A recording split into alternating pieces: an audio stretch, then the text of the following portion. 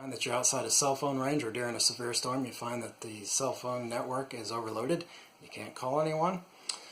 Or would you like to help with storm spotting or search and rescue? Do you maybe go hiking or go on off-road adventures and you're gone for days and you don't have any kind of communication? I think that you'll find amateur radio would be a great hobby to have and a great tool to have, and you can use it to communicate when you need to, possibly even to save someone's life. Amateur radio has been around for 100 years, and here in Edmond, Oklahoma, we have an amateur radio club.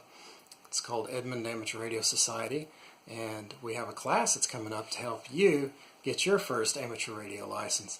The class follows along with this book. This is the first book in the series of 3, but this is the book that you need to pass your first test and to get on the air.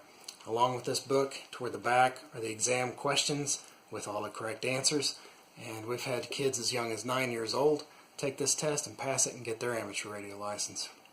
So if you'd like to reserve your seat in our free class, visit our website, which is www.k5eok.org, and click on the Classes tab and reserve your seat.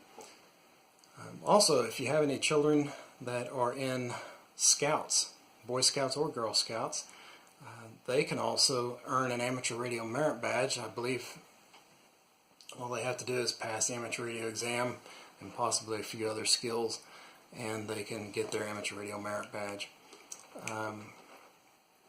And actually, once a year, the Boy Scouts have a thing called Jamboree on the Air, where the Boy Scout clubs all across North America make contact with each other through amateur radio, and sometimes through amateur radio satellites. They also try to use the International Space Station, which also has an amateur radio station and an amateur radio repeater on it, and they can contact one another, and occasionally they can talk to an astronaut, which is really cool.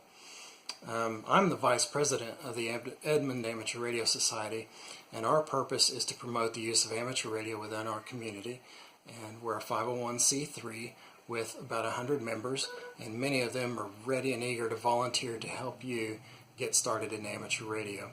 So we invite you to enroll in our free course, where we will review the information that's necessary for you to pass the FCC exam and get your FCC license and get on the air. Thanks, and 73. And by the way, this book is $25. The FCC exam is $15, and it's good for 10 years. And then when you want to renew, all you have to do is renew for free.